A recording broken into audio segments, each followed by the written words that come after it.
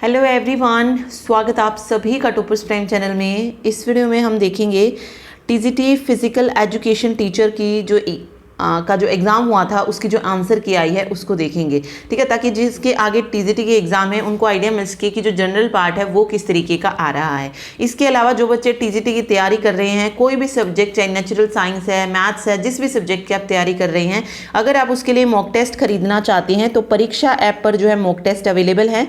इन mock test को खरीदने के लिए आप हमारा टॉपर्स 50 कोड यूज़ कर सकते हैं, जिसपे आपको 50% का जो है ऑफ मिल जाएगा। ओके, इससे जो है आप क्या सीख सकते हैं, टाइम को किस तरीके से मैनेज करना है, क्योंकि अभी जो पेपर हुए अभी तक टीजीटी के, उसमें ज़्यादातर बच्चों की यही समस्या रही है कि टाइम जो है हम मैनेज नहीं कर पाए, क्योंकि पेपर इतना ज़्यादा लेंथी जो है आ रहा है। ओके, तो वो आप वहाँ से सीख सकते हैं और उसमें दोनों ही पार्ट्स आपको मिलेंगे, जनरल सब्जेक्ट भी और जो आपका मेन सब्जेक्ट है वो भी जो है आपको मॉक टेस्ट में दिया जाएगा, जिस भी सब्जेक्ट का अगर आप पेपर दे रहे हैं। ओके, चलिए अभी रीजनिंग से शुरू करते हैं। देखिए, इसमें हमें बताना था कि रिलेटेड पेयर बताना था कि जो इस तरीके से रिलेटेड हो। तो देखिए इसमें क्या रूल लगाया, क्या लॉजिक इन्होंने अप्लाई किया। एम कोड किसके साथ कोड किया है, डी के साथ है। अगर हम एम और डी के बीच में देखें तो कितने वर्ड्स जो हैं आते हैं, 8 वर्ड्स आते हैं, ठीक है। एम किस पोजीशन पे है, 13 पे, और डी किस पोजीशन पे है, 4 पे, ठीक है। तो इनमें कितने वर्ड्स हो गए, 9 का डिफरेंस हो गया। या तो आप डिफरेंस के अकॉर्डिंग निकाल लीजिए, या फिर अगर आप ABCD लिख लेते हैं तो 8 जो है वर्ड इनके दोनों के बीच में आते हैं, ठीक है, या फिर 9 से चलिए, ठीक। अब देखिए एफ किस पोजिशन पे आता है, एफ आता है 6th पोजिशन पे, और ओ किस पोजिशन पे आता है, 15 पोजिशन पे, और 15 में से 6 जाएंगे, कितना बचेगा, 9 बचेगा, ठीक है। फिर ई और एन है, एन आता है 14th पोजीशन पे, ई आता है 5 पोजीशन पे, 14 से में से 5 जाएंगे 9, यानी कि 9 का डिफरेंस जो है वो लिया गया है, ठीक है। ये चीज़ बस इसमें आपको ध्यान रखनी है। देखिए अब ए से आर हमने मैच करके देखा, ए की वैल्यू 1 है और आर की वैल्यू कितनी है, 18 है, तो कितना डिफरेंस आ रहा है यहाँ पे, 17 का डिफरेंस आ रहा है, ठीक है। फिर सी और टी अगर आप देखेंगे, सी और टी, सी 3rd पोजीशन पे है और टी 20 पोजीशन पे है, यहाँ पर भी 17 का आ रहा है डिफरेंस। फिर डी 4th पोजीशन पे है और यू जो है यू हो जाएगा 21वीं पोजीशन पे, यहाँ से कि अगर आप देखेंगे 17, यानी कि 17 का डिफरेंस यहाँ से निकल रहा है। फिर है एल और सी 3rd पोजीशन पे होता है, एल 12 पोजीशन पे होता है। तो एल सी, एक मिनट, ओके, एक मिनट, इन्होंने बैक में लेने थे, तो आर से हम पीछे की तरफ जा रहे हैं ना, ठीक है। और आर और ए के बीच में भी देखिए कितना आ रहा है, 8 जो है वर्ड्स आर और ए के बीच में आते हैं। सी और टी के बीच में अगर मैं देखूं तो ये हमें उस तरफ जो है लेके चलनी पड़ेगी, जैसे RSTUV, इस तरीके से जो है इसको फॉलो करना पड़ेगा। तो सी और टी के बीच में भी कितने हो जाएंगे वर्ड्स, हाँ 8 हो जाएंगे, ठीक है। मतलब 8 जो है इन सभी में डिफरेंस आएगा, तो इसीलिए जो है यहाँ पे ये फर्स्ट जो है सही होगा, ठीक है। आगे देखिए दक्षिण पश्चिम उत्तर हो जाता है, कुछ इस तरीके से पोजीशन होती है। दक्षिण पश्चिम हमें पता है यहाँ पर होता है, इस वाली पोजीशन पर।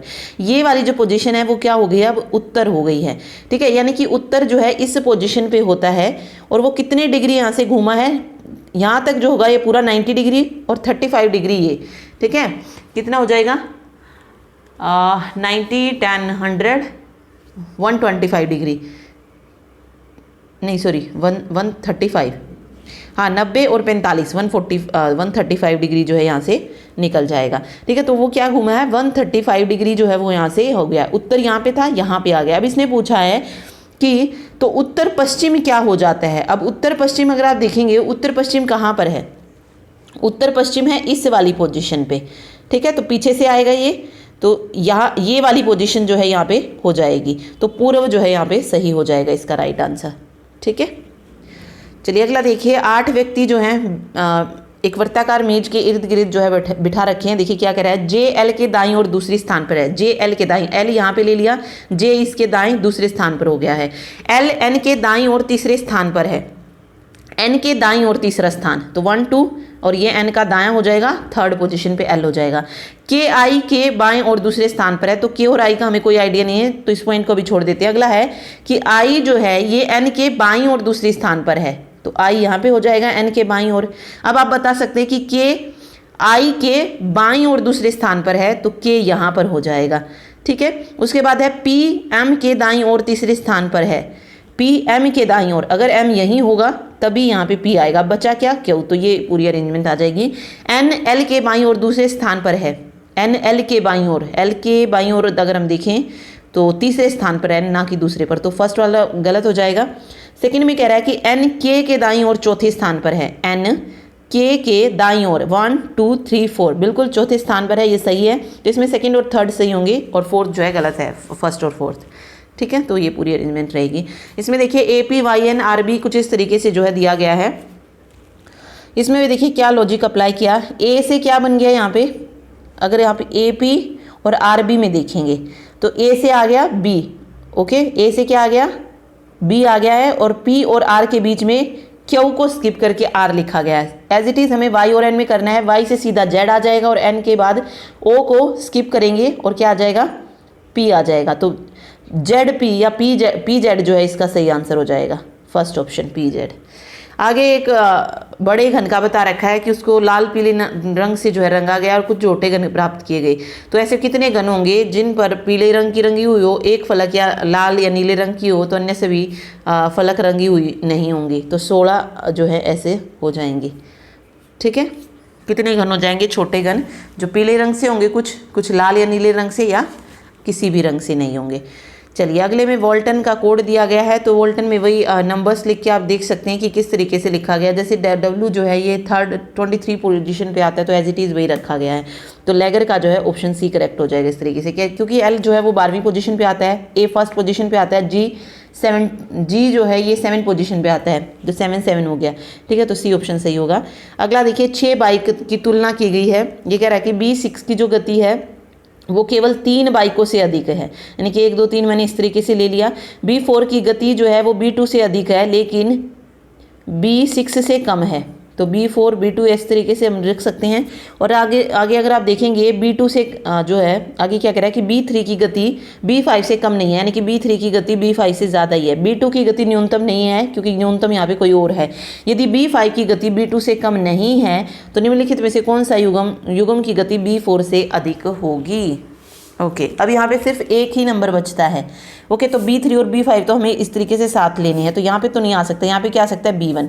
तो ऑब्वियस है B3 और B5 की क्या होगी, B6 से भी ज़्यादा होगी, तो B4 से अधिक जो है इन दोनों की ही हो जाएगी। B4 से अधिक फर्स्ट ऑप्शन में B2 है तो नहीं होगा। फिर आगे B5 है, ठीक है, पर B5 भी नहीं हो सकता क्योंकि B5 की गति B2 से कम नहीं दी गई है, B2 से ज़्यादा दी गई है, तो ये भी नहीं हो सकता। B6 B1 भी जो है पॉसिबल नहीं है क्योंकि B1 जो है यहाँ पे लास्ट पोजीशन पे हो जाएगा, तो B5 और B3 बचता है, तो ये हो जाएगा। ओके, अक्षर में विषम जो है चुनना था, तो इनके बीच का वही देख लेते कि कितने कितने शब्द जो हैं छोड़े गए। जैसे ई एच के बीच में 2 वर्ड आते हैं, ठीक है। एच और के बीच में भी दो वर्ड आते हैं। देखिए EFG को छोड़कर क्या लिख दिया गया, एच लिख दिया गया। फिर IJ को छोड़कर के लिख दिया गया, इसमें ये रूल लगा है। इसमें अगर हम देखें तो R के बाद ST को छोड़ा गया और U लिखा गया है, ठीक है, U लिखा गया है। उसके बाद W को छोड़ा गया और X लिखा है, UV, हाँ VW को छोड़ा X, यानी कि इनमें सेम रूल अप्लाई हो रहा है, दो वर्ड्स को स्किप किया जा रहा है। लेकिन ORV अगर आप देखेंगे, O के बाद R, O P के को छोड़ दिया गया है, R आ गया है, लेकिन इस बार STU को छोड़ा गया है, यानी कि 3 वर्ड्स को स्किप किया गया, इसीलिए ORV सही हो जाएगा। ओके, निम्नीकरण ये बताना था आगे कि 8 और 3 की अगर हम पोजीशन बदल देते हैं तो कौन सा जो है इक्वल वाला आंसर दे रहा है, तो ये लास्ट वाला देगा। निकाल के देख सकते हैं आप, 9 × 5 डिवाइड 8 + 3 - 6, ठीक है, इस तरीके से। तो ये हो जाएगा 9 × 5/8 और ये -3, ठीक है। 9 पंजे 45, 45 - 8 और -3, नहीं। ओके, इसने पूछा कौन सा समीकरण सही नहीं होगा, तो ऑब्वियसली 17 यहाँ से नहीं आएगा, बाकी सब से जो है निकल जाएंगे 19, 20, 10, तो इसीलिए डी ऑप्शन यहाँ पे सही होगा, ठीक है। चलिए आगे देखिए, निम्नलिखित में प्रश्न चिन्ह के स्थान पर आने वाली आकृति चुननी थी हमें कि कौन सी जो है आकृति यहाँ पर आएगी, तो इसमें ऑप्शन बी जो है वो सही हो जाएगा। ऑप्शन बी वाली जो आकृति जो है यहाँ पे आ जाएगी।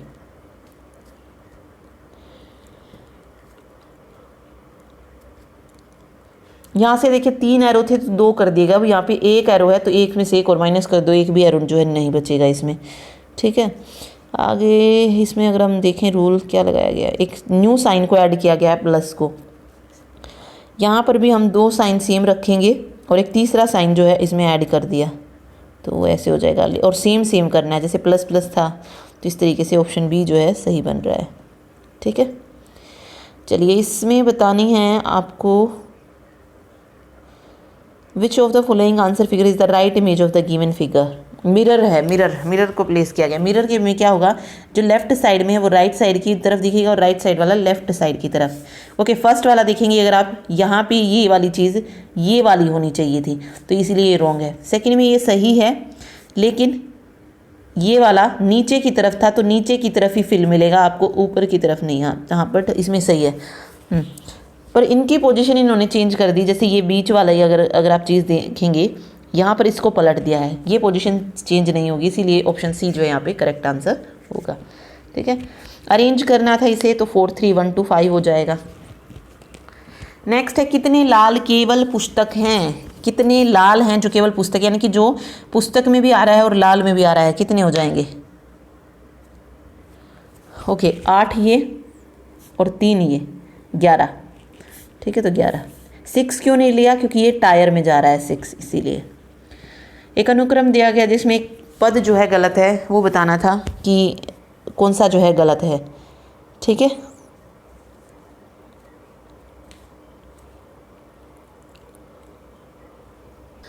तो इसमें ENMZ जो है ये गलत हो जाएगा।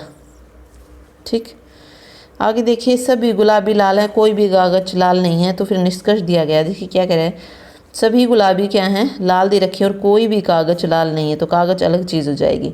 कोई भी लाल कागज नहीं है, सही है। कोई भी गुलाबी कागज नहीं है, ये भी सही है। कुछ लाल गुलाबी हैं, ये भी सही। तो तीनों ये अनुसरण जो है करते हैं। ठीक है, इसमें बताना है वह लकड़ी, यानी कि जो सर्कल में है, जो मेज तथा कुर्सी दोनों हैं की संख्या 4 है। क्या है, लकड़ी है और मेज है। वह लकड़ी जो मेज और कुर्सी की संख्या 4 है, सही है। पॉइंट बिल्कुल सही है, ये रही जो तीनों में आ रही है वो बात हो रहा है। वह कुर्सी जो लकड़ी नहीं है की संख्या 9 है। वह कुर्सी जो लकड़ी नहीं है उसकी संख्या क्या आ रही है, 9 आ रही है। यानी कि जो सर्कल में नहीं होगी वो वाली चीज़ है। सर्कल में देखो कौन कौन सी नहीं है, एक तो ये वाला 1 हो जाएगा और एक ये वाला 8 हो जाएगा। 2 क्यों नहीं लिया, क्योंकि मेज की इसमें बात नहीं की गई है, इसीलिए 2 को नहीं रखा है, तो 9 जो है सही हो जाएगा। ठीक है, उमेश उत्तर दिशा में 12 किलोमीटर चलता है, दाईं ओर मुड़ता है 36 किलोमीटर चलता है, फिर वो वामावर्त दिशा में 192 डिग्री घूमता है और पुनः वामावर्त दिशा में 340 डिग्री, अंततः दक्षिणावर्त दिशा में, और अब वह किस और दिशा की ओर देख रहा है। देखिए सिर्फ एक दिशा आप याद कर लीजिए, दक्षिणावर्त, इस तरीके से नीचे की तरफ घूम कर जाना, यानी कि आपका जो राइट साइड का जो हैंड है उसकी तरफ घूमना दक्षिणावर्त कहलाता है, क्लॉकवाइज जिसको बोलते हैं हम। और जो दूसरी साइड जाएगा कुछ इस तरीके से आएगा, वो क्या हो जाएगा, वो वामावर्त हो जाएगा। तो बस सिर्फ ये चीज़ अगर आपको पता है तो क्वेश्चन इजी है, आप इजीली इसको कर सकते हैं। जैसे उत्तर तरफ की दिशा की तरफ 12 किलोमीटर चलता है, फिर यहाँ से वो दाएं मुड़ रहा है जो 36 किलोमीटर चला, वो वहाँ से वामावर्त दिशा में क्या करते हैं, 192 डिग्री घूमता है। तो आपको पता है कि ऊपर 90 डिग्री का बनेगा, फिर 135 का बनेगा, तो यहाँ से थोड़ी सी दूर रह जाएगा, मतलब पूरा 180। ओके, 180 को ये क्रॉस कर लेगा यहाँ पे। ठीक है, यानी कि इस तरीके से ये पूरा जो है घूम कर आएगा। ठीक, उसके बाद वो पुनः वामावर्त दिशा में क्या करेगा, 340 डिग्री फिर से घूमेगा, तो उसको इसी तरीके से 90 फिर अगेन 90। ठीक है, इस तरीके से आपको जो है घुमाना होता है। तो वह किस दिशा की ओर देख रहा है, तो सिंपल इतना पूछा है। इस तरीके से घुमा घुमा कर अगर आप देखेंगे तो वह उत्तर पूर्व की ओर देख रहा होगा। ठीक है, 5 व्यक्ति दिए गए हैं, फिर बताया गया है कि T1 T2 की रंग कमीज M1 M5 द्वारा नहीं पहनी है, M2 ने T3 की रंग की कमीज पहनी है। ओके, तो सारी दी गई हैं, कौन सा संयोजन सही है बस ये बताना था, व्यक्ति और कमीज का। अगला देखिए इसमें किस तरीके से किया फिर इसमें। ओके, सिंपल किया, जैसे T1 और T2 सिर्फ लिखते चलिए, ये कौन सी नहीं पहन सकते, M3 M5 नहीं पहन सकते तो लास्ट में क्रॉस लगा दीजिए। फिर M2 है, इसने T3 रंग की कमीज पहनी, तो M2 का हमें पता चल गया उसने T3 पहना है, तो M2 ने M2 ने T3 रंग की कमीज जो है पहनी है।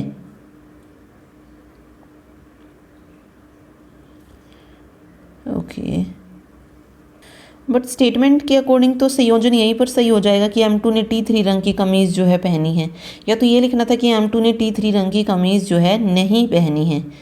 ठीक है, M1 T2 35 रंग की कमीज़, यानी कि M1 ने जो है ना T2 पहना है ना T5 पहना है। T4 रंग की कमीज़ जो है वो M3 द्वारा तथा M4 द्वारा नहीं पहनी गई है। ओके, थोड़ा सा कंफ्यूजिंग क्वेश्चन है क्योंकि आंसर वहाँ पे फिर M2 T3 भी तो सही निकल रहा है, उसमें क्या मिस्टेक है? क्योंकि यहाँ पे ये खुद कह रहा है कि M2 ने T3 रंग की कमीज पहनी है। ओके, तो व्यक्ति और कमीज का बन रहा है यहाँ पे कि M2 ने T3 रंग की कमीज पहनी है। ओके, फिर इन्होंने M5 T4 जो है किस बेसिस पे माना है पता नहीं। ओके, तो बट मेरे अकॉर्डिंग तो फिर आंसर यही होना चाहिए क्योंकि डायरेक्ट ये क्वेश्चन में कह रहा है कि M2 ने T3 रंग की कमीज पहनी है। ओके, चलिए अगला देखिए 39,156 है और यहाँ पे ये बताना था कि जो सेम इस तरीके से जो है दिखता हो, या मतलब वही रिलेशन है जो 39 और 156 के बीच में है। तो देखिए इसमें 39 को अगर मैं 4 से डिवाइड करूँ तो 156 आएगा, तो 67 4 जा कितना होता है? 4 से 28 8 आ जाएगा, नहीं होगा। 63 4 जा 2 आना चाहिए पीछे, नहीं होगा। 61 4 जा 4 एकम 4 4 6 24, तो ये बन रहा है, तो सी ऑप्शन सही हो जाएगा। ये कह रहा है कि कुछ P हैं जो कि क्या है, R है, और कोई भी जो L है वो R नहीं है, तो सभी P L हैं? नो। कुछ P L नहीं है, कुछ P L नहीं है, हाँ ये बिल्कुल सही है कि कुछ P L नहीं है, ये हम बिल्कुल श्योरली यहाँ से कह सकते हैं। तो केवल निष्कर्ष 2 अनुसरण करता है। आगे देखिए, समताप मंडल 80 किलोमीटर की ऊंचाई तक फैला है और मध्य मंडल 50 किलोमीटर की ऊंचाई तक फैला है, तो ना ही 1 और ना ही 2, दोनों ही जो हैं गलत है। ठीक है, देखिए भाग दिया है यहाँ पे 6 और 8 है। भाग 6 में क्या राज्यों के बारे में है? भाग 8 संघ राज्य क्षेत्र के बारे में है, तो दोनों ही जो हैं सही हैं। ठीक है, पंकज आडवाणी स्नूकर से संबंधित है। विधवा पुनर्विवाह कानून 1856 में पारित किया गया। समस्थानिक क्या होती है? भिन्न द्रव्यमान संख्या और समबारिक समान द्रव्यमान, दोनों सही हैं। कौन सा कथन सही है? स्पिनिंग जेनी का आविष्कार 1764 में हुआ था। 1900 आते आते मुंबई में 18 कपड़े मिले जो थी चालू हो चुकी थी, तो दोनों ही जो हैं सही हैं। ओके, एहोल चालुक्य की राजधानी थी। अमल नीले लिटमस को लाल कर देता है और शारक लाल लिटमस को नीला कर देता है, तो दोनों ही जो हैं सही हैं। विजय हजारे ट्रॉफी क्रिकेट से रिलेटेड है, ईरान ट्रॉफी क्रिकेट से, दोनों ही पॉइंट सही हैं। महात्मा गांधी के 20 रुपये के नोट के पीछे कौन सा चित्र है? तो उसमें है एलोरा की गुफाएं। लाल किला किसके पीछे है? 500 रुपये के नोट के पीछे है। ठीक है, रानी की वाव ये 100 रुपये के पीछे की है, आई थिंक 100 के पीछे है रानी की वाव। अगला है नृत्य, देखिए छऊ दक्षिण भारत का और कथक जो है पूर्वी भारत का, ना ही 1 ना ही 2, क्योंकि पूर्वी कथक जो है ये उत्तर भारत का है। कहाँ का है? उत्तर प्रदेश का है ना, तो ये गलत हो जाएगा। छऊ भी अगर मैं बात करूँ तो ये भी उत्तर भारत का ही आएगा, क्योंकि इधर ये झारखंड में है। छऊ नृत्य हाँ झारखंड का है, तो दोनों ही जो है इसीलिए गलत है। ठीक है, भारतीय संविधान का कौन सा अनुच्छेद अधीनस्थ न्यायालयों पर नियंत्रण से संबंधित है? तो 235। Which state has become the 5th state to complete urban local bodies reference in January 2021? तो Rajasthan. The process of depositing a layer of zinc on iron galvanization होता है। नदी की सहायक नदियाँ तापी की माही नर्मदा वर्धा, तो सिर्फ एक सही है, दूसरी गलत है। कौन सा महाद्वीप विश्व के आधे से अधिक टिन का उत्पादन करता है? तो एशिया महाद्वीप करता है। किस कंपनी को मुंबई अहमदाबाद बुलेट ट्रेन के निर्माण का ठेका मिला? तो लार्सन एंड ट्रूबो को। भारत में योजना आयोग वर्ष 1950 में स्थापित किया गया। मार्च 2021 में किसे CERAWeek global energy and environment leadership पुरस्कार प्राप्त किया गया? तो नरेंद्र मोदी को। कुचिपुड़ी भारत के आंध्र प्रदेश का राज्य से संबंधित है। आगे मैथ्स के क्वेश्चन दिए गए हैं, रेशो वाले क्वेश्चन हैं, बिल्कुल वही क्वेश्चन एज इट इज़ हैं जैसे मैंने आपको करवाए हुए हैं।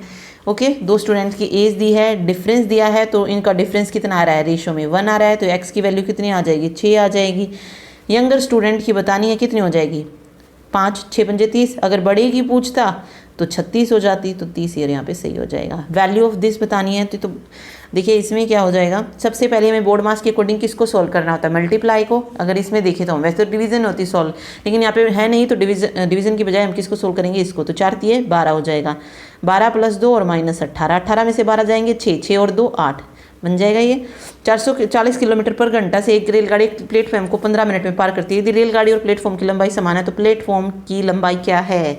ओके, इसमें क्या कहा है? एक रेलगाड़ी एक प्लेटफॉर्म को 15 मिनट में अब कह रहा है कि रेलगाड़ी और प्लेटफॉर्म की लंबाई समान है। ओके, अब हमें पता है speed equal to distance upon time होता है, तो डिस्टेंस कितना हो जाएगा, स्पीड इंटू टाइम, तो 40 इंटू 15 हो जाएगा, 40 इंटू 15 मिनट हो जाएगा। अब तो इस तरीके से हमने इसको रख लिया। अब अगर हम देखेंगे तो 15 क्या है, मिनट है, तो इसको हमें घंटे में चेंज करना पड़ेगा, तो बाय 60 कर देंगे हम, 15 चौक 60, 4 एकम 4 और 0, तो अभी कितना आ गया, 10 किलोमीटर आ गया अभी, ठीक है, क्या आ गया, 10 किलोमीटर पर आवर आ गया। लेकिन हमें कितनी चाहिए, प्लेटफॉर्म की लंबाई मीटर में चाहिए, तो 1 किलोमीटर में कितने मीटर होते हैं, 1000 मीटर होते हैं, तो 10 किलोमीटर में कितने हो जाएंगे, 10,000 मीटर हो जाएंगे। अब इस 10,000 में रेल की लंबाई भी है और प्लेटफॉर्म की लंबाई भी है, और दोनों की लंबाई सेम है, तो 2 से डिवाइड करेंगे हम इसको, 10,000 को, तो कितना हो जाएगा, 5,000 मीटर। तो प्लेटफॉर्म की लंबाई 5,000 मीटर और रेल की लंबाई अगर पूछता वो भी कितनी हो जाती, 5,000 मीटर हो जाती। ठीक है, चलिए वैल्यू जो है बतानी थी इसकी 2.5 माइनस, मतलब a³ minus b³ minus 3ab, इस तरीके से जो है इसको लिखा गया है।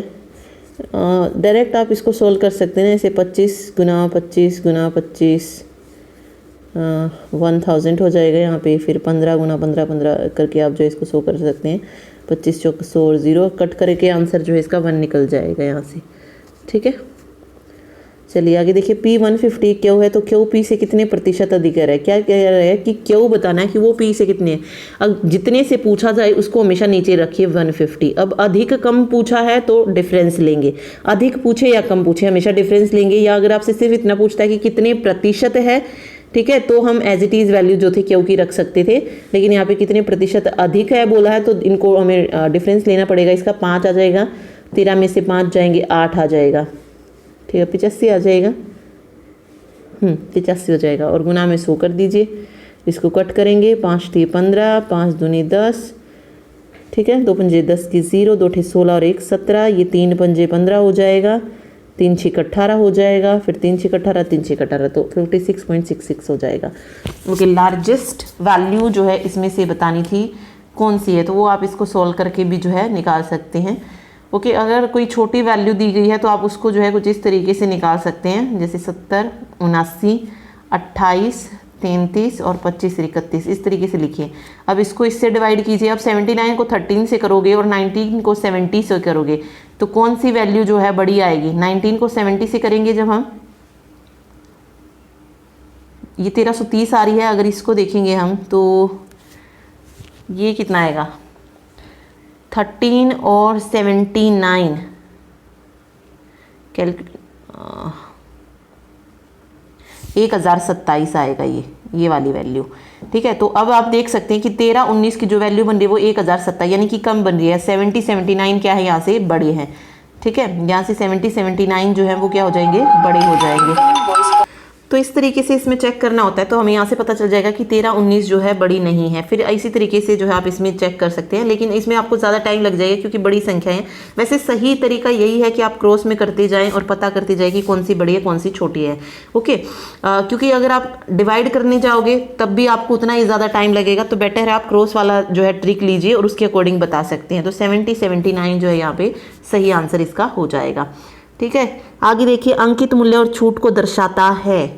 6 उसके जो दे रखे हैं, छूट का परसेंटेज दे रखा है। तो देखिए क्या कह रहा है कि J1 जो है ये क्या है, प्रति वस्तु औसत अंकित मूल्य का मान है, और J2 जो है ये वस्तु S और T का विक्रय मूल्य देख लीजिए कितना निकलेगा। मतलब बहुत ही कह सकते हैं ना टाइम कंज्यूमिंग यहाँ से क्वेश्चन इन्होंने दे दिया। ठीक है, एक अंकित मूल्य दे रहा है, फिर छूट दे रहा है। अब वहाँ से जब छूट दे के आप अंकित मूल्य पर जो वैल्यू निकालेंगे वो क्या आएगा, आपका विक्रय मूल्य आएगा। ठीक है, तो वहां से तो विक्रय मूल्य निकलेगा, सेकंड वाली वैल्यू निकलेगी।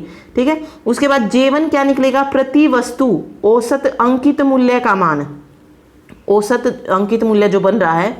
ठीक है, मतलब अंकित मूल्य आप पूरा ऐड करके उसका औसत निकालेंगे, वो जो है J1 निकलेगा। उसके बाद उसमें J1 की वैल्यू जो आए और J2 की वैल्यू जो आए उसका अनुपात निकालना था, तो वो 21 28 आएगा। मतलब पूरे क्वेश्चंस आपको दे दिए हैं इसमें। ठीक है, और ये एक ही क्वेश्चन जो है यहाँ पे बना दिया है। तो 3 क्वेश्चन आप देख सकते हैं, एक अनुपात पूछ लिया, एक औसत पूछ लिया और एक विक्रय मूल्य का मान पूछ लिया यहाँ पे। तो तीनों आपको निकाल के देखने पड़ेंगे। ठीक है, आगे समबाहु त्रिभुज की ऊंचाई दी है, क्षेत्रफल पूछ लिया कि समबाहु त्रिभुज का क्षेत्रफल जो है क्या होगा। अब इसमें देखिए इसने क्या किया है, ऊंचाई दे दी है। समबाहु त्रिभुज क्या होता है, जिसकी तीनों भुजाएं समान होती हैं, ठीक है, जिसकी तीनों भुजाएं जो हैं समान होती हैं। और ये यहाँ पे क्या डाल दिया है, लंब डाल दिया है, या कह लीजिए कि ऊंचाई जो है दे रखी है। तो ये ऊंचाई 8√3 सेंटीमीटर दे रखी है। ओके, और समबाहु त्रिभुज की जो ऊंचाई होती है वो किस तरीके से निकालते हैं हम, √3/2 इंटू a, यानी कि भुजा, और ये बराबर होती है किसके, हाइट की। अब हमें हाइट पता है लेकिन भुजा नहीं पता, यहाँ से हम भुजा निकाल सकते हैं। और जो क्षेत्रफल होता है वो कितना होता है, √3/4 a² होता है, ठीक है। तो हमें क्षेत्रफल निकालने के लिए a की वैल्यू चाहिए, तो हम क्या करेंगे, a की वैल्यू फाइंड आउट करेंगे। यहाँ से ये हो जाएगा, a की वैल्यू जो है यहाँ से निकल जाएगी, h की वैल्यू थी 8√3 और वहाँ पर इस तरफ जाएगा 2/√3 हो जाएगा, √3 से √3 कैंसिल, तो a की वैल्यू यहाँ से 16 निकलेगी। फिर इस फॉर्मूले में उस वैल्यू को पुट करेंगे, तो √3/4 a² यानी कि 16 × 16, 4 चौक 16, तो 64 √3 जो है इसकी वैल्यू जो है निकल जाएगी। तो फर्स्ट ऑप्शन यहाँ से सही हो जाएगा। तो सारे क्वेश्चन मैंने आपको मेंशुरेशन के करा रखे हैं, सब मतलब जो क्वेश्चन पूछे गए सब किया हुआ है, तो आप वहां जाके देख सकते हैं DSSB क्रैश कोर्स में, ठीक है। चलिए, पाई चार्ट का दिया गया है, कुल राशि 54,000 दे दी। अब डिग्री में है तो हमें पता है एक पूरे सर्कल में कितनी डिग्री बनती है, 360 डिग्री बनती है। तो ये जो 54,000 राशि है ये 360 डिग्री की वैल्यू है 54,000, ठीक है। बस इतना इसमें याद रखना है आपको। अब ये कह रहा है कि वस्तु ए पर खर्च की गई राशि वस्तु बी की खर्च की से 900 रुपये कम है। फिर यानी कि यहाँ से 24 डिग्री की वैल्यू निकाल सकते हैं यहाँ से, या फिर आप क्या कर सकते हैं, 1 डिग्री की वैल्यू निकालिए और जितने जितने पूछे जाएं, जैसे ए की 24 है तो वहाँ से 24 को जो 1 की वैल्यू है उससे मल्टीप्लाई कर दीजिए, ठीक है। 54,000/360 कर दीजिए, यहाँ से 0 से 0 कट जाएगा, ये 6 6 36, 6 9 54 और 0, ठीक है। 6 एकम 6 पंजे 150 जो है 1 डिग्री की वैल्यू निकल जाएगी। इसको 24 की निकाल सकते हैं आप, 30 की निकाल सकते हैं। अब देखिए 24 की अगर मैं निकालूँ तो कितनी निकलेगी, 15 चौक 60, 6 15 दूनी 30 और 3600 निकलेगी।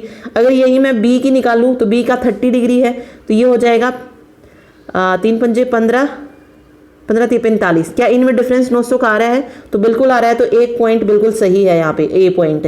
तो इस तरीके से आपको तीनों पॉइंट्स जो थे इसमें चेक करने होते हैं। फिर वस्तु सी पर खर्च की गई राशि देखेंगे आप, तो 1 डिग्री की वैल्यू कितनी थी, 24 थी, तो 72 डिग्री की कितनी हो जाएगी, इसको मल्टीप्लाई कर देंगे हम, ठीक है। सॉरी 1 डिग्री की 150 थी, तो 72 की 72 × 50। और ओके, मतलब इस तरीके से आपको क्वेश्चन को करना था और ज़्यादा कुछ नहीं था। थोड़ा सा यहाँ पे पेज नहीं है अच्छे से करने के लिए, अदरवाइज मैं आपको करके भी दिखा देती, बट मैंने आपको आइडिया दे दिया है कि पूरा 360 डिग्री लेते हैं, वहाँ से 1 डिग्री की वैल्यू निकालिए, फिर जो दिया गया है बस वो आपको बताना था इसमें कौन सा कथन सही है। तो इसमें सिर्फ केवल 1 सही निकलेगा, बाकी ये दोनों गलत निकलेंगे इसमें, ठीक है। चलिए आगे देखिए, एक व्यक्ति 3,000 रुपये प्रति चश्मे की दर से 3 चश्मे खरीद रहा है। वह पहले चश्मे को 40% के लाभ पर, दूसरे को 20% के आने पर और तीसरे को 20% के आने पर बेचता है। तो पूरे लेन देन में उसकी कुल प्रतिशत का जो है लाभ बताना था कि कितना कमाया गया है। अब देखिए इसको कैसे करें, सिंपल सा क्वेश्चन है, देखने में थोड़ा अजीब लग रहा है, लेकिन मैंने आपको हमेशा कहा है CPSP में हमेशा 100% मान के चलिए। अब देखिए अगर 3 चश्मे हैं तो हर एक का अगर हम 100% मान लें तो तीनों की वैल्यू कितनी आ गई, 300% आ गई। और 300% की टोटल वैल्यू कितनी हो जाएगी, 3,000 का एक चश्मा है तो 3 चश्मे कितने के हो गए, 9,000 के हो गए। ये उसका क्रय मूल्य आ गया है, ठीक है। अब विक्रय मूल्य क्या कह रहा है कि वो एक चश्मे को 40% के लाभ पर, जब क्रय मूल्य 100 है तो 40% का लाभ मिलने पर विक्रय मूल्य कितना हो जाएगा, 140 हो जाएगा। हानि 20% की कह रहा है 2 बार, तो 80 हो जाएंगे। तो कितना आ गया, यानी कि कितना जो है उसने कितने में बेचा, 300% में बेचा। अब आप देखिए 300% में उसने खरीदी थी कोई चीज़ और 300% में ही उसने बेच दी, तो क्या होगी, उसको ना तो लाभ होगा ना हानि होगी, तो 0 आ जाएगा आंसर, ठीक है। कितने प्रतिशत का उसने लाभ कमाया, 0% का, या कह लीजिए 0 लाभ कमाया, ठीक है। ओके, तो बस इतना सा सिंपल सा क्वेश्चन था। आगे है एक अकेला एक कार्य का 1/10 भाग 3 दिन में कर सकता है। जब 1/10 3 दिन में कर सकता है तो पूरा काम कितने दिन में कर देगा, 30 दिन में कर देगा। बी अकेला उसी कार्य का 1/8 जब 1/8 भाग कितने दिन में, सॉरी यहाँ पे शो नहीं हो रहा है, 1 मिनट। अब देखिए 6 दिन में कर सकता है तो पूरा काम कितने दिन में कर देगा, बी 48 दिन में कर देगा। अब मिलकर उसी कार्य का 11/12 भाग बताना था, तो पहले 38 ले लेंगे 48 ले लेंगे। फर्स्ट स्टेप क्या था, इनका एलसीएम लेना था। कितना आएगा, आई थिंक 120 हो जाएगा, 1 मिनट। ओके हाँ 240 आ जाएगा। अब 30 अट्ठे 240 होता है और 48 पंजे 240 होता है। ओके, अब इसने पूछा है उस कार्य का 11/12 भाग वे कितने दिन में करेंगे। तो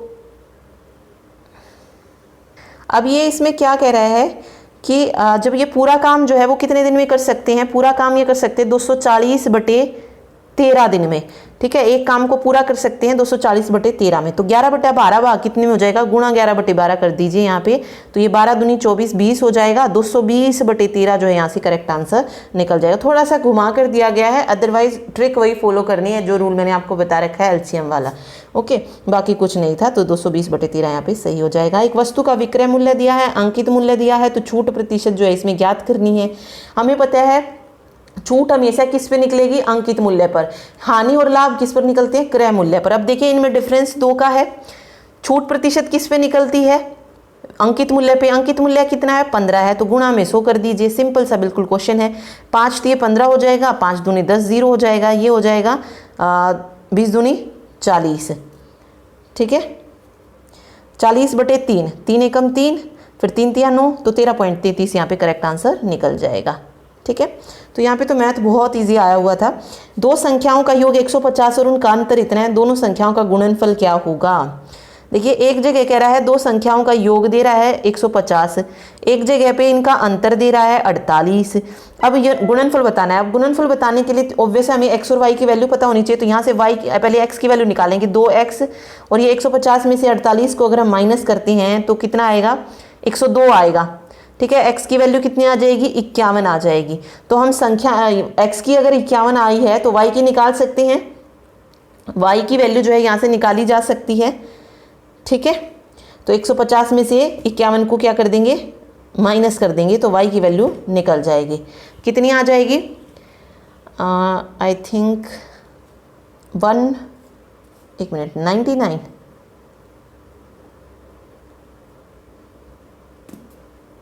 या 99 जो है निकल जाएगी।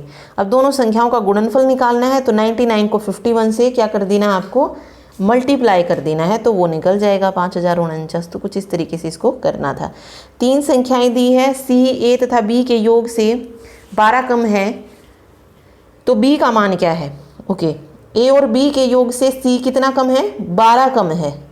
ठीक है, A और B का योग अगर हम देखें तो कितना आ रहा है, 3 और 2 5 आ रहा है, और इनका डिफरेंस जो है C से कितना आ रहा है, 12 कम आ रहा है। तो 5x - 2x 12 हो जाएगा। 3x की वैल्यू कितनी आ जाएगी, 12, और x की वैल्यू 4। x की वैल्यू 4 हो गई तो वैल्यू हम निकाल सकते हैं। तो वैल्यू आ जाएंगी 4 दूनी 8, 4 तिये 12, 4 दूनी 8। तो b की वैल्यू कितनी होगी, 12 हो जाएगी।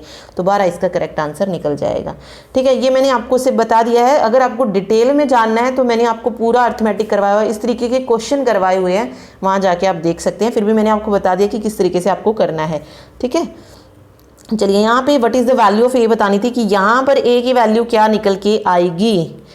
ओके, यहाँ पे इसको हमें देखिए सॉल्व करना पड़ेगा। इस स्क्वायर रूट को किसी तरीके से यहाँ से क्या करना पड़ेगा, हटाना पड़ेगा। तो 676 का आप एलसीएम ले सकते हैं। 676 में हम 53 को ऐड करेंगे, 729 हो जाएगा, और 729/676। अब ये किसी न किसी का स्क्वायर रूट जो है ज़रूर बनते होंगे, वो वैल्यू आ जाएगी यहाँ पे। अब देखिए किसका रूट जो है बन रहे हैं, 729 जो है ये किसका रूट बन रहा है, वेट,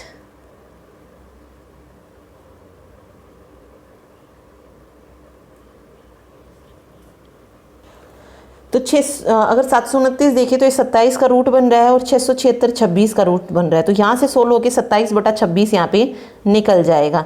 ठीक है, इसको फिर हम क्या कर सकते हैं, ये भी अगर हमारा हो जाएगा तो 26 + a/26 हो जाएगा।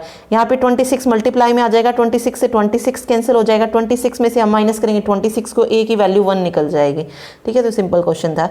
चलिए, 8 वर्षों में एक निश्चित राशि जो है साधारण ब्याज पर स्वयं की तिगुनी हो जाती, कितने वर्षों में स्वयं की 5 गुनी। देखिए क्या कह रहा है, कोई एक राशि है वो 1 से क्या होगी, 3 गुनी होगी। कितने वर्षों में, 8 वर्षों में दुगनी होगी, तिगुनी होगी है। तो 5 में कितनी गुना हो जाएगी, ये पूछा है इसने, कितने वर्षों में वह स्वयं की 5 गुनी हो जाएगी। ठीक है, अब यहाँ पे अगर आप देखेंगे तो 1 मिनट, तो अब देखिए इसमें हमें पता है कि साधारण ब्याज जब लगता है तो जो ब्याज लगता है वो हर साल सेम होता है। अब यहाँ पे अगर आप देखेंगे 1 से 3 गुना होगी 8 सालों में, ठीक है। अब यहाँ पे कितना ब्याज मिला उसे, 1 तो उसकी राशि थी और 3 उसे टोटल मिले हैं, तो 2 जो है यहाँ पे क्या आ गई, 2 जो है वो क्या हो गई है, ब्याज मिल गया उसको। तो फिर से उसको 2 मिलेगा ब्याज, तो कितनी हो जाएगी, 5 हो जाएगी। कितने सालों में और, 8 सालों में और। तो 1 से 5 गुणी कितने सालों में हो जाएगी, 16 साल में जो है हो जाएगी। तो 16 वर्ष यहाँ पे सही हो जाएगा, राइट आंसर, ठीक है।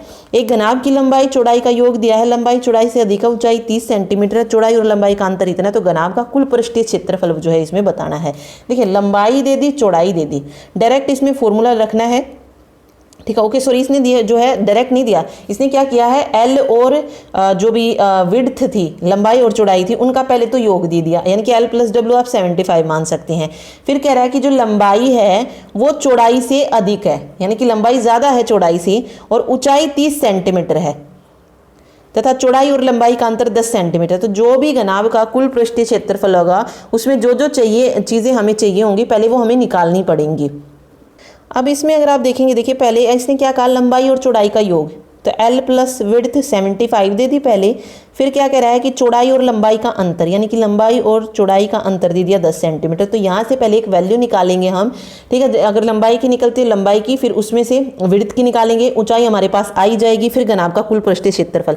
पृष्ठीय क्षेत्रफल का फॉर्मूला क्या होता है, बस ये पता होना चाहिए। तो 2LB plus BH plus HL होता है। जब हमारे पास L आ जाएगा, B आ जाएगा और H हमारे पास दे ही रखा है, तो हम जो है पृष्ठीय क्षेत्रफल निकाल सकते हैं, ठीक है। तो 2 इक्वेशन बनेगी, वहाँ से L और जो ब्रेड्थ है उसकी जो है हम वैल्यू निकालेंगे एंड फॉर्मूले में पुट करना था, सिंपल। तो 7300 सेंटीमीटर स्क्वायर यहाँ पे सही हो जाएगा। एक ये वेतन में पहले 25% की वृद्धि, फिर पुनः 20% की वृद्धि हुई, तो कितनी प्रतिशत की जो है इसमें वृद्धि हुई है, ये इसमें बताना था कि टोटल जो है वृद्धि इसमें कितनी जो है हो जाएगी।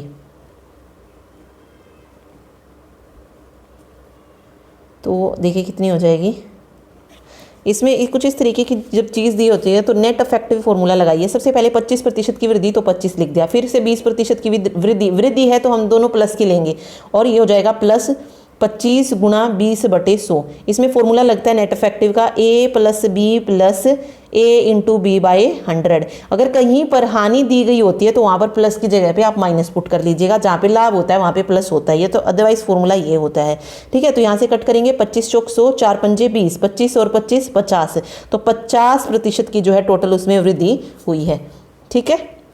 ओके ऐसा एक समतुल्य बट्टा का समतुल्य छूट का जो है क्वेश्चन आता है, उसमें फॉर्मूला क्या लगता है, A plus B minus A into B लगता है, वो अलग होता है, उसमें माइनस ही रहता है ये वैल्यू जो होती है, ठीक। चलिए अगला देखिए, 95 वृक्षों को एक सीधी पंक्ति में इस प्रकार लगाया गया कि कोई भी 2 क्रमागत वृक्षों के बीच की दूरी जो है वो समान नहीं है। एक कार पहले वृक्ष से आरंभ होती है और तथा 27वें वृक्ष तक पहुंचने में वह 39 सेकंड लेती है। 95 वृक्ष को एक सीधी में लगाया गया है, एक कार पहले वृक्ष से शुरू होती है और 27वें तक पहुंचने के लिए कितना टाइम ले रही है, 39 सेकंड का टाइम ले रही है। तो अंतिम वृक्ष में पहुंचने में वह कितना जो है समय और लेगी। देखिए 27वें तक पहुंचने में कितना लिया, 39 सेकंड का, एक या कह लीजिए ओके इसमें थोड़ा सा समझना पड़ेगा क्वेश्चन को। देखिए क्या कहा गया कि 95 वृक्ष है और एक कार जो है वो फर्स्ट वृक्ष से प्रारंभ हो रही है, फर्स्ट वृक्ष से प्रारंभ होने तक 27वें वृक्ष तक पहुंचने में उसको 39 सेकंड, यानी कि उसने कितने वृक्षों को पार किया, 26 वृक्षों को पार किया, क्योंकि फर्स्ट वृक्ष पे तो वो ऑलरेडी थी, तो उसे 26 वृक्ष को पार करने में कितना टाइम लगा है, 39 सेकंड का टाइम लगा है। तो एक वृक्ष को पार करने में टाइम कितना लगेगा, 39/26। अब बचे कितने हैं, इसने पूछा है अंतिम वृक्ष तक पहुंचने में वह और कितना टाइम लेगी, ये पूछा है और कितना, ठीक है। तो हम क्या करेंगे, 95 में से 27 को माइनस कर देते हैं, तो ये आ जाएगा 68। तो 68 को पार करने में टाइम कितना लगेगा, 39/26 इंटू 68। तो जब हम इसको कट करेंगे तो ये आ जाएगा 102 सेकंड का टाइम जो है उसको लग जाएगा, और ठीक है। तो बस ये थोड़ा सा कंफ्यूज करने के लिए दिया गया था कि वो पहली ही वृक्ष के पास है, वो पहले वृक्ष से आरंभ करती है, ठीक है। तो बहुत सारे बच्चों ने डायरेक्ट 27 के अकॉर्डिंग भी किया होगा कि 27 तक पहुंचने में इतना टाइम लगता है, तो ये बस थोड़ा सा इसमें ध्यान रखना था, ठीक है। आगे देखिए, नीचे दिया गया दंड चित्र है जिसमें P1 से P5 तक आय और व्यय दिखाया गया है। सभी 5 व्यक्तियों के प्रतिशत लाभ का मान बताना है। J1 की वैल्यू कैसे निकलेगी? जो 5 लोग दिए गए हैं उनका लाभ का मान हमें ज्ञात करना है कि लाभ का मान कितना आ रहा है, कि लाभ की वैल्यू कितनी आ रही है। देखिए लाभ सिर्फ प्रतिशत लाभ बताना। ओके, लाभ प्रतिशत की वैल्यू आप यहाँ पे देख सकते हैं। आय और व्यय को माइनस करना है, नीचे व्यय की वैल्यू रखनी है और इनटू में 100 रखना है। ठीक है, और एक चीज़ याद रखिए, जो फॉर्मूला यहाँ पे गिवन होता है उसके अकॉर्डिंग ही निकालना होता है, अपनी तरफ से फॉर्मूला अप्लाई नहीं करना होता है। अब यहाँ पे आय माइनस व्यय दिया गया है, ठीक है, आय माइनस व्यय, तो नीचे हमें व्यय को ही रखना पड़ेगा। जैसे P1 का अगर मैं निकालूं तो P1 की आय कितनी है? P1 की आय 55 है और व्यय कितना है? 45 है। तो नीचे भी 45 गुना 100 जो है हो जाएगा। ठीक है, तो इस तरीके से आपको J1 निकालना है और ये सभी 5 व्यक्तियों के प्रतिशत लाभ का मान जो है निकल जाएगा। फिर P2 के प्रतिशत लाभ का मान बताना है। J2 की वैल्यू हो जाएगी J3 की, P5 की हो जाएगी। देन उसके बाद जब J1 J2 J3 निकल जाएंगे उसको सॉल्व करना पड़ेगा। तो आप देख सकते हैं 4 क्वेश्चन यहाँ से बन गए हैं, तो 300 यहाँ पे सही हो जाएगा। ठीक है, चलिए आगे देखिए। अपोजिट मीनिंग बताना था इसका, अपीज का, तो इंसेंस हो जाएगा। To renounce allegiance to one's native country, one word substitution है तो इसको बोलते हैं एक्सपेट्राइट। रीअरेंज करना भी आता है सेंटेंस। देखिए PQSR जो है इसकी सही सीक्वेंस बन जाएगी। The conventional view has been that newspaper comic strip must not offend any conceivable readership और commercial interest group और therefore must observe strict conservation code of morality and decorum। ठीक है, अगला है इसमें करेक्टली स्पेल्ड वर्ड बताना था तो टेक्नीशियन, सी ऑप्शन सही हो जाएगा। अंडर द नाइफ, इसकी इडियम फ्रेज बतानी है तो under the knife, under A surgical operation सही हो जाएगा। ठीक है, इसमें देखिए इनकरेक्टली बताना जो सही नहीं है, तो रीजनेबल की स्पेलिंग सही नहीं लिखी है, नेबल होता है NA आना था ई की जगह, तो इसलिए एंटीसिपेट सही है, फिनोमिनन सीख है, फ्रीक्वेंटली सही रखा है। अगला देखिए his proud and ego was too much for the team to handle, तो पास्ट प्राइड नो इम्प्रूवमेंट या हैप्पीनेस, तो प्राउड की जगह क्या आएगा? His pride and ego. ठीक है, ए बुल आई, इसमें हमें बताना है इडियम है। बुल आई का मतलब होता है the centre of the target. Rearrange करना था इसमें, तो फर्स्ट यहाँ पे दिया गया in 2016 the World Health Organization removed coffee from the list of possible carcinogens because, फिर multiple studies had debunked a possible causative association between coffee consumption and cancer, तो PQSR जो है सही हो जाएगा यहाँ पे। अगला देखिए the boys sang while the girl danced, ये फिल इन द ब्लैंक्स आया था। अगला भी यही है। In the United State drinking alcohol is largely embraced by mainstream culture. Burst की क्या बतानी है? सेम मीनिंग बताना है, तो पॉप हो जाएगा, same as the given word pop. Find the part of given sentence that has an error in it, if there is no error choose no error, तो जिसमें एरर नहीं है, ओके नहीं, जिसमें एरर है वो फाइंड आउट करना है, अगर एरर नहीं है तो नो एरर चूज कीजिए। The law should mandate that every pregnancy be registered and should receive a most unique identity number, या नो एरर, तो राइट आंसर यहाँ पे हो जाएगा a most unique identity number.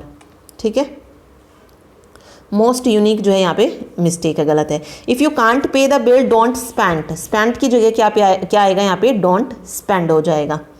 ठीक, statistics are a means to understand the growth of the company, तो यहाँ पे क्या मिस्टेक है? ओके, पार्ट ए में जो है मिस्टेक है, स्टैटिस्टिक आर ए। ठीक है, चलिए आगे 5 नंबर का पैसेज जो था दिया था बायपोलर से रिलेटेड था। ये क्वेश्चंस आप देखना चाहें तो देख सकते हैं, ये पूरा पैसेज जो था आया था 5 मार्क्स के लिए, जो है ये हर एक एग्ज़ाम में आता ही है। ठीक,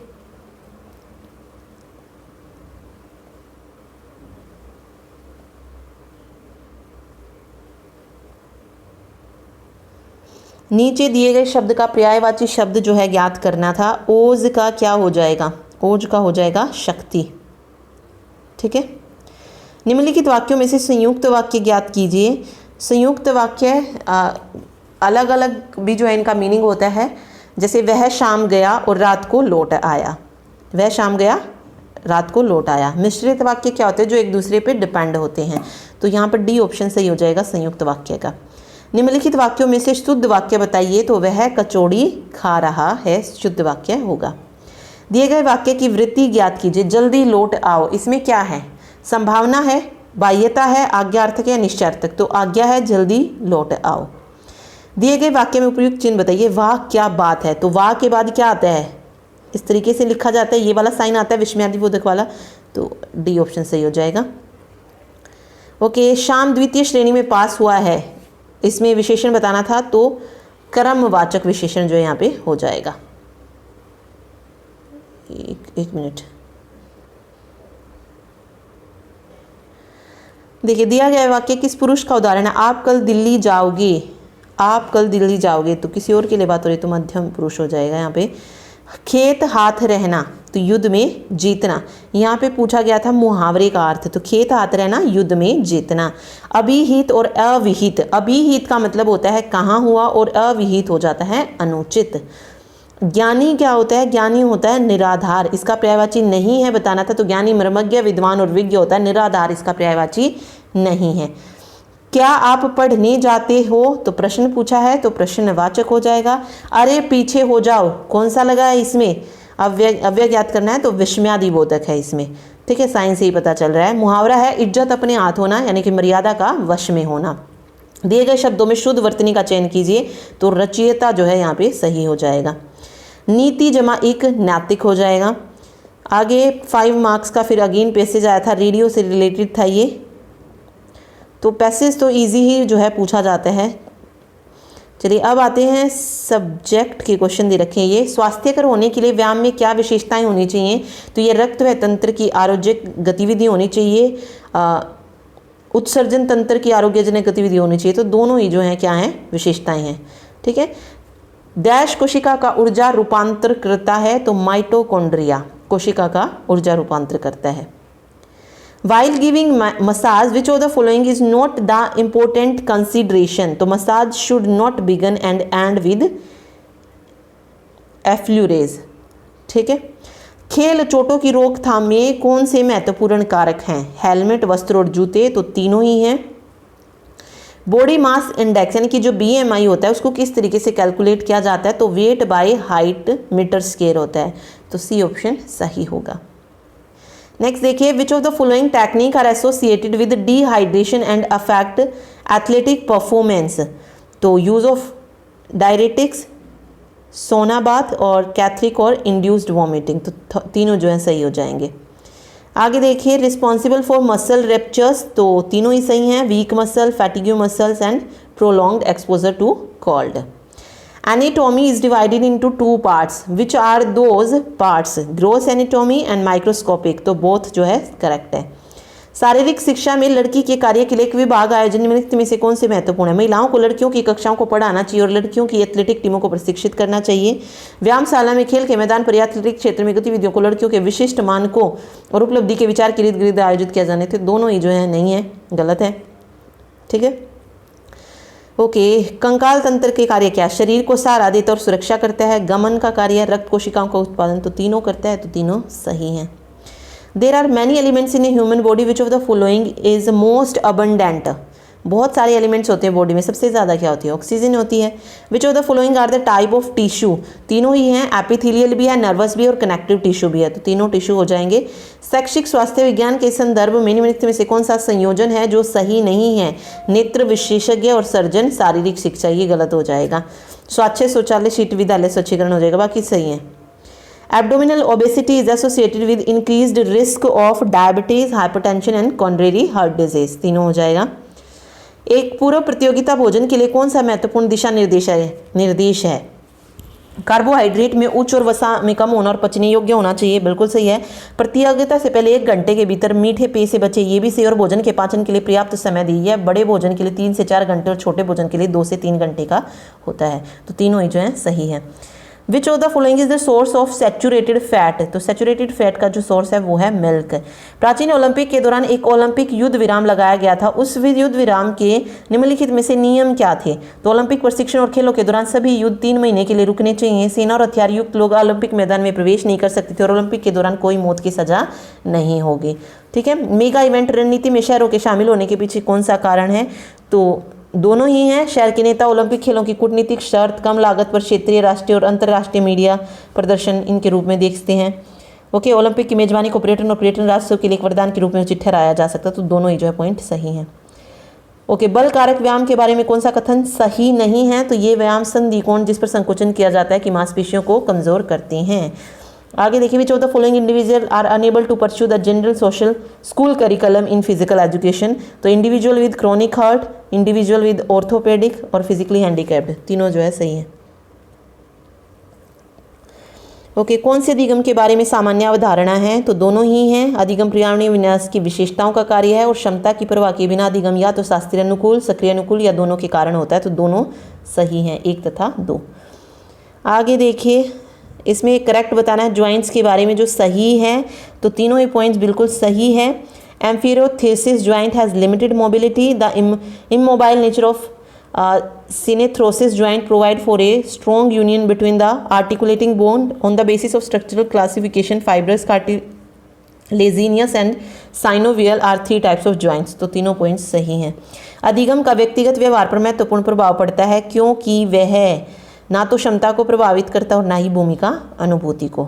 ओके सॉरी, क्योंकि वह क्षमता और भूमिका अनुभूति को प्रभावित नहीं करता है। तो ना ही 1 ना ही 2 जो है यहाँ पे सही हो जाएंगे। ओके, आगे देखिए, शारीरिक शिक्षा में मनोविज्ञान किन उद्देश्यों को ध्यान में रखते हुए वृद्धि, विकास, मोटर कौशल इन क्षेत्रों को संबोधित करता है? तो तीनों जो है सही हो जाएंगे यहाँ पे। ठीक है। Various individual practice coupled with the term yoga are लौलिकी योगा, नीति योगा और ध्यान योगा। तो तीनों सही हैं। Relay race are of 2 type, which of the following are those types? 4 into 100 metre और 4 into 400 मीटर। करेक्ट है दोनों। Which of the following statement is not correct? जो करेक्ट नहीं है वो बतानी है। वो है standard track consist of maximum 12 lanes. बाकी तीनों पॉइंट्स सही हैं। In Amsterdam Olympic women discus throw was introduce in which year? Amsterdam Olympic took place. तो 1928, जिसने भारत में हॉकी में जो था पहला पदक जीता था।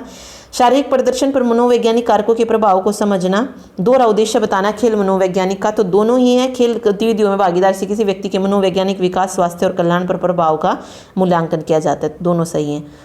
Okay, which of the following factor determine speed? Regulating procedure of nervous system, physique factor, technique, elasticity and relaxing capacity of the muscle. तो चारों के चारों सही हो जाएंगे। Which of the following are the type of muscle action? Concentric action, eccentric action, isometric action. तो तीनों हैं। Proprioceptive, neuromuscular facilitation, stretching, increase range of motion by augmenting prior muscle relaxation through spinal reflex mechanism using few technique. Which of the following are those techniques? तो contract, relax switch और relax with agonist contraction, दोनों ही जो हैं सही हैं। आगे within the athlete sport by which of the following commitment can be undetermined? तो चारों ही हैं। perceived lack of progress of improvement, lack of enjoyment, becoming bored and anxiety about performance। ठीक है। Which of the following are the post game duties of an official? जो post game duties होते हैं, to thank other official of the game, to welcome the winning team and boost the loser, to handle equipment like the playing ball, stopwatch etcetera to the organisation. तीनों सही हैं। सांस्कृतिक आसनों की संख्या इनमें से किस व्यवस्था में प्रदर्शित की जाती है? तो बैठी हुई, खड़ी हुई और लेटी हुई। इन्हें मैच करना था तो यहाँ पे आप देख सकते हैं ऑप्शन बी जो है सही हो जाएगा। कंट्रोल्ड इंस्पिरेशन जो है ये क्यों से रिलेटेड है, कंट्रोल्ड रिटेंशन जो है ये कुंभा और कंट्रोल्ड एक्सपायरेशन जो है ये रेचका से। ठीक है। Dash of skill of sports with the aim of attaining highest proficiency in competition is called conscious improvement and strengthening. ठीक है, दोनों हो जाएंगे बहुत। The philosophy does not apply to all rules और even to most rules. When the philosophy does apply the official must know and understand the correct rule. तो दोनों ही जो है इसमें सही है। फिलोसफी दी गई है ये regarding the philosophy of officiating. ठीक है। वृद्धि के कई पहलू हैं। कौन से पहलू? तो बौद्धिक, भावजनात्मक और सामाजिक, तीनों हैं। निम्नलिखित में से उपकरण प्लायोमेट्रिक व्यायाम के लिए उपयोग किया जाता है? तो डंबल्स, हर्डल्स और स्टेरियोटाइप्स के लिए। निम्नलिखित में से किस में जूतों के तलवों का घर्षण गुणांक कम होता है? जूतों के तलवों का घर्षण गुणांक किस में कम होता है? नृत्य और बॉलिंग में होता है। ठीक है। Which of the following are the common goal of sport often espoused by high school officials? तो promoting physical excellence, engendering an appreciation of competition and the will to win, instilling morale और group loyalty। तो चारों सही हैं। आगे इसमें दिया गया है better management world water resources की, तो develop small catchment and building several small reservoir instead of few mega projects, तो both are correct. Okay, budgetary control के बारे में दिए गए हैं, तो नाइदर वन नोर जो है यहाँ पे सही हो जाएगा, ना तो वन और ना ही सेकंड जो है सही है, मतलब ये एडवांटेज नहीं है बजटरी कंट्रोल की। बल की एसआई इकाई क्या है, तो बल की एसआई यूनिट होती है न्यूटन। आगे देखिए, the unit should be clear और वेल डिफाइंड। यूनिट और yard stick chosen for the measurement should have which of the following essential qualities of properties. Unit कैसी होनी चाहिए, वेल डिफाइंड होनी चाहिए, बिल्कुल सही है। Unit should yield the necessary precision, ये भी सही है। और unit should be uniform and homogeneous, तो तीनों पॉइंट सही हैं। ओके, अच्छे नेता के गुण के बताने हैं, तो निर्णायकता, दूरदर्शिता और प्रगतिशील दिमाग। 1968 में मैक्सिको में हुए ओलंपिक में हाई जंप में एक नई तकनीक फॉसबरी फ्लॉप प्रस्तुत की गई। इस तकनीक को किस एथलीट ने प्रस्तुत किया था, तो डिक फॉसबरी ने। जब मिट्टी का कृषि द्वारा गहनता से उपयोग किया जाता है तो डैश द्वारा मिट्टी को अधिक तेजी से अपर्दन होता है, तो हवा और वर्षा के द्वारा। ओके, कौन से खेल और व्यायाम बायोमैकेनिक्स के लक्ष्य हैं, तो व्यायाम या खेल में प्रदर्शन में सुधार और चोट की रोकथाम और पुनर्वास, तो दोनों ही हैं। मैच करनी है इसमें भी। फ्रेंच शॉर्ट सर्व टेस्ट, ये हो जाएगा यहाँ पे बैडमिंटन। नॉक टेस्ट हो जाएगा बास्केटबॉल में। Michael medication and McDonald test हो जाएगा सॉकर में। और जॉनसन टेस्ट हो जाएगा बास्केटबॉल में, ऑप्शन बी सही होगा। अगला देखिए, the synovial fluid excreted by the synovial membrane is the viscous fluid similar in appearance to egg white. Okay, correct बतानी है तो सिर्फ ओनली वन करेक्ट हो जाएगा, बाकी के दो यहाँ पे गलत हैं, ठीक है। चलिए आगे देखिए, एक इंटर कॉलेजिएट एथलेटिक संचालक जो नियमित स्टाफ मीटिंग करता है जिसमें विभाग और छात्र एथलीटों को प्रभावित करने वाली वस्तुओं पर चर्चा की जाती है। यह उपरोक्त कथन दार्शनिक और सैद्धांतिक प्रबंधकीय अभिविन्यास के किस पारंपरिक सिद्धांत का वर्णन करता है, तो केवल थर्ड का, लोकतांत्रिक का, ठीक है। कोणीय विस्थापन के बारे में कौन सा कथन है जो सही है, तो एक और दो दोनों जो है बिल्कुल सही है। Which of the following statement is not correct about extrinsic motivation, तो money is not one of the example of external motivation, ये सही नहीं है extrinsic motivation के बारे में। अच्छे बजट के लिए जो मापदंड नहीं है, तो बजट अनुरोध स्थल होती हैं, यथार्थवादी नहीं, ये सही नहीं, मापदंड नहीं है, ठीक है। खेल प्रबंधन के कार्य क्या है, खेलों के लिए नियोजन और खेलों में आयोजन दोनों ही हैं। त्वचा की गति की गहराई के आधार पर किस प्रकार में जलने में घाव को वर्गीकृत किया जाता है, तो स्थायी जलने का घाव, आंशिक मोटाई जलन का घाव और पूर्ण मोटाई जलन का घाव। ओके, करेक्ट बताना है। आर नोट करेक्ट, जो इसमें करेक्ट नहीं है। Newton first law of motion provide the basis for the principle of conservation of momentum, तो सही है। Linear momentum is the product of an object mass and it's linear velocity, ये भी सही है। The faster an object move the less momentum it, नहीं, जितना fast object move करेगा उतनी ही ज़्यादा मोमेंटम होगी, तो ओनली थर्ड जो है करेक्ट नहीं है। अधिगम के स्थानांतरण की अधिकांश पारंपरिक कल्पनाएं तर्क संगत अनुभव और सीमित प्रयोग से उभरी, इनमें से कौन सी स्थानांतरण प्रभाव की पारंपरिक परिकल्पना है, तो तीनों ही हैं, दो कारक, औपचारिक और समरूप तत्व परिकल्पना। ओके, फिजिकल करेक्ट बताना है, इसमें दोनों सही हैं। Physical education should recognise the principle of readiness of the individual to engage in certain kind of movement. Physical education is method and material of instruction should reflect modern psychology, तो दोनों जो है यहाँ पे बिल्कुल सही हो जाएंगे। कक्षा प्रबंधन विभिन्न कारकों से प्रभावित होता है, कौन सा सही है, तो कक्षा में विद्यार्थियों की संख्या और विद्यार्थियों का पिछला अनुभव, तो दोनों भी यहाँ पे सही हैं। किस वर्ष केंद्रीय प्रदूषण नियंत्रण बोर्ड ने अपना राष्ट्रीय परिवेश वायु गुणवत्ता निगरानी कार्यक्रम शुरू किया था, तो 1985 में। विच of the following is not A phase in the triple jump, तो फ्लाई नहीं होता है। A particular match incident give you the maturity to execute yourself as a tough player. This given statement describe which of the following importance of physical education, तो emotional development. योग of knowledge, जनाना योग और योग of devotion Karma योग, तो इसमें से जो करेक्ट नहीं है वो है ओनली 2, फर्स्ट वाला सही है। स्कूल या कॉलेज के खेल या कार्यक्रम में स्टाफ ओरिएंटेशन के माध्यम से कौन सी प्रक्रियात्मक बातों को शामिल किया जाना चाहिए, तो वित्तीय, स्वास्थ्य देखभाल, यात्रा और जनसंपर्क को शामिल किया जाना चाहिए। Which of the following statement is not correct about team games, जो सही नहीं है वो है team games are not fraught with variety of dangers such as collision among players, spectator interference etcetera. After anticipating and planning the teacher prepare to deliver goods, which of the following are not the kind of preparation, तो neither one nor two, मतलब दोनों में से कोई नहीं है। Linear motion can happen in 2 ways, which of the following are those ways, rectilinear translation और curvilinear translation, दोनों सही हैं। Limbering down is an important step of lesson planning. Which of the following exercise are useful for this purpose? तो long breathing, stretching, shaking limbs और head dropping. चारों सही है। 1914 में व्यायाम प्रसारक मंडल अमरावती में स्थापित जो था किया गया था। Water that is found in river, lake और wetland is known as surface water. Which of the following statement are not correct. तो जो करेक्ट नहीं है, दोनों ही करेक्ट नहीं है कि physical education should meet the biological need of children and youth for vigorous activities and physical education in the selection of activities should recognise that man is prepared by nature to engage in certain kind of activity. तो neither one not two, कोई भी correct नहीं है। For effective evaluation physical education teacher must perform task. कौन से task perform होने चाहिए? तो दोनों ही establish the process of evaluation and also its workable procedure and formulate objective of evaluation as precisely as possible with the utmost care, caution and clarity. So both are correct. Which of the following is not an advantage of lesson plan? जो lesson plan के advantage नहीं है वो है goal and objective of teaching are achieved through lesson plan by taking resources to any extraneous measure. Mahabharat और रामायण जैसी पुस्तकों में कौन से खेलों का वर्णन किया गया है? तो कुश्ती और तीरंदाजी का। ओके कौन से कारक शारीरिक शिक्षा में शिक्षण की गतिविधियों को प्रभावित करते? तो शिक्षक का कौशल, विद्यालय की प्रकृति और शिक्षक का व्यक्तित्व है। कौन से मॉडल बाजार में उपलब्ध है तथा शरीर रचना, शरीर विज्ञान और बायो मैकेनिक्स से शिक्षण के लिए आसानी से प्राप्त किए जा सकते हैं? तो हृदय, यकृत और मस्तिष्क तीनों के हैं। ओके करेक्ट बताना है। Physical education teaching is an open book, having wide dimension in activity organisation and teaching method, बिल्कुल सही है। Physical education teacher makes use of variety of method to achieve the desired end of health, fitness, recreation and achievement, तो both correct हो जाएगा। In gymnastic the length of parallel bar is 350 centimetre होती है। In the hammer throw the put must land side is designated 35 degree sector for it to be a valid put.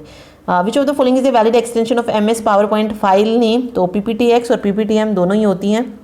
How many hurdles are there in 400 metre hurdle race? तो 10 होते हैं। Which of the following is a correct about the duration of handball match? तो 2 halves of 13 minutes each. In a double table tennis match at each change of service the previous receiver shall become the server and the partner of the previous server shall become the receiver.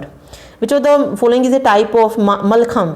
तो pole mallakhamb और rope mallakhamb दोनों ही हैं। An input system of a computer perform which of the following function? Accept करता है instructions को और convert करता है डाटा को कंप्यूटर एक्सेप्टेबल फॉर्म में, both are correct. According to the FIBA rule there are 4 quarters of 10 minutes each in basketball match. Which of the following shortcut is use to selected text? तो Ctrl+X किया जाता है use text को select करने के लिए, cut करने के लिए, क्योंकि सिलेक्ट करने के लिए तो Ctrl+A हो जाते हैं, कट करने के लिए X का यूज करेंगे। Tennis can be played to the best of 3 और 5 set. In a double game of squash, each game is played to 11 points. How many water jumps are there in a 3000 meter steeplechase? तो 7 होते हैं। In the high jump, 3 consecutive failure at the same height or combination of height cause of a competitor elimination. In EP fencing, the target area is entire body. Which of the following is a shortcut to center align the selected text in MS Word? तो Ctrl+E होती है center align करने के लिए।